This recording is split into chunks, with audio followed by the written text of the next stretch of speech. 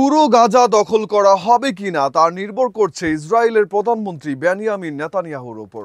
এমন মন্তব্য করেছেন মার্কিন প্রেসিডেন্ট ডোনাল্ড ট্রাম্প।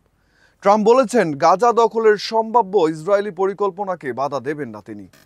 মঙ্গলবার ইসরায়েলি প্রধানমন্ত্রী বেনিয়ামিন নেতানিয়াহু পুরো ফিলিস্তিনি ভূখণ্ড দখলের সিদ্ধান্ত নিয়েছেন। এমন খবর সম্পর্কে জিজ্ঞাসা করা হলে ট্রাম্প বলেন, তিনি গাজার মানুষকে খাওয়ানোর দিকে বেশি মনোনিবেশ করছেন। গাজার মানুষ যাতে খেতে পায় সেদিকেই তিনি নজর দিতে চান। ভূখণ্ড দখলের ব্যাপারটি পুরোপুরি ইসরায়েলের ওপর নির্ভর করছে বলে তিনি জানান। ওয়াশিংটন প্রতি বছর ইসরায়েলকে কোটি কোটি ডলার সামরিক সহায়তা প্রদান করে। 2023 সালের অক্টোবরে গাজা ইসরায়েলের অভিযান শুরু হওয়ার পর থেকে এই সহায়তা উল্লেখযোগ্যভাবে বেড়েছে।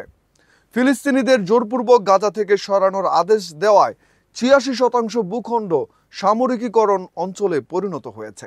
এদিকে নেতানিয়াহুর পুরো গাজা দখল নেয়ার পরিকল্পনা হামাস এবং অন্যান্য ফিলিস্তিনি গোষ্ঠীর হাতে আটক অবশিষ্ট ইসরায়েলি বন্দীদের নিরাপত্তা নিয়েও উদ্বেগ তৈরি করেছে। এ বিষয়ে জাতিসংঘের শীর্ষ কর্মকর্তা মিরোস্লাভ জেনকা বলেছেন, গাজা সম্পূর্ণরূপে দখল করার পরিণতি ভয়াবহ হবে।